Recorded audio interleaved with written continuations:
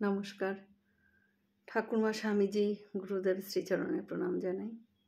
আজ নরেন ও ঠাকুরকে নিয়ে ছোট করে একটি কাহিনী শোনাচ্ছি। নরেন্দ্রনাথের মন ছিল বিচারপ্রবণ, তাই ঠাকুরের প্রাণ ঢালা ভালোবাসার অধিকারী হইয়াও তিনি প্রথম নির্বিচারে কোনো কিছুই গ্রহণ করতেন না। এমনকি এই অনবদ্য স্নেহের ওপরেও তিনি নিঃসংকোচে তাহার তীক্ষ্ণ সমালোচনা করিতেন। প্রথম তিনি বুঝতেই পারতেন না ঠাকুর তাহার জন্য কেন এতটা করেন। আবার ঠাকুরের এই স্নেহ ঠাকুরকে অপরের চক্ষে হেয় করিতে পারে, এই চিন্তাতেও তিনি উদ্বিগ্ন হইতেন। সেই জন্য তিনি সময়ে সময়ে এমন শ্রুতিকটু কথাও বলিয়া বসিতেন, আপনার শেষকালে না ভরত রাজার অবস্থা হয় ঠাকুর।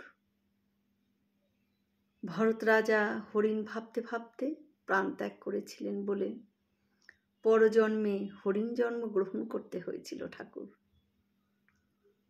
বালক প্রায় সরল চিত্ত ঠাকুর ওই কথা শুনিয়া ভীষণভাবে চিন্তিত হইয়াছিলেন এবং বলিয়াছিলেন, ঠিক বলেছিস তোরে, তাই তো, তাহলে কি হবে আমার? আমি যে তোকে না দেখে থাকতে পারি না রে নরেন। দুশ্চিন্তাগ্রস্ত ঠাকুর দারুণ বিমর্ষ হইয়া এক ছুটে জগদম্বার কাছে চলে গেলেন। কিছুক্ষণ পরই হাসিতে হাসিতে আসিয়া বললেন, যাহ শালা, আমি তোর কথা আর শুনবই না।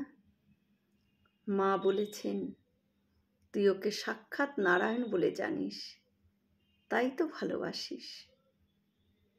নরেন্দ্রর কথা তিনি এইভাবে মনে প্রাণে সব সময় চিন্তা করতেন। একদিন ঠাকুর ভক্তের স্বভাবের কথা চাতকের দৃষ্টান্ত দিয়া বুঝাইতেছেন। চাতক যেমন নিজ পিপাসা শান্তির জন্য সর্বদাই মেঘের উপর তাকাইয়া থাকে, ভক্ত তদ্রূপ নিজ প্রাণের পিপাসা ও সর্বপ্রকার অভাব মিটাইবার জন্য একমাত্র ঈশ্বরের উপর নির্ভর করে।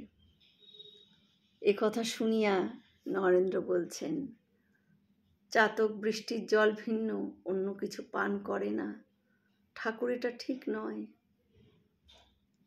চাতক বৃষ্টির জল ছাড়াও নদীর জল বা অন্য জলাশয়ের জলও পান করে।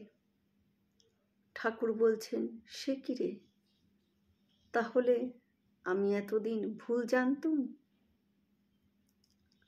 তারপর একদিন নরেন ঠাকুরকে নিয়ে বলছেন, ওই দেখো ঠাকুর, কিভাবে গঙ্গার জল চাতক খাচ্ছে, দেখবে চলো।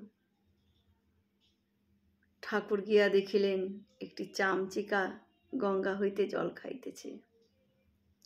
ঠাকুর তখন